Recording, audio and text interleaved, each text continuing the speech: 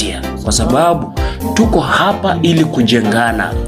Ukiangalia point ya video hii ama point yangu inasema ya kwamba Matthew 26 mstari wa 15 ya kwamba kila mtu amepewa cha kusimama nacho katika hekalu la Mungu ama katika shamba hili, kwa sababu ulimwengu huu ni kama shamba na sisi tuko ili kuweza kuzaa matunda, na haya matunda ni lazima watu wakali. Tuko kama chumvi, kwa sababu chumvi ni ladha, na ninapokuwa mbele yako hivi na kuzungumzia kitu ambacho kitakujenga, ni ladha katika maisha yako, na pia ni ladha mbele ya Mwenyezi Mungu, na Mungu hakubariki.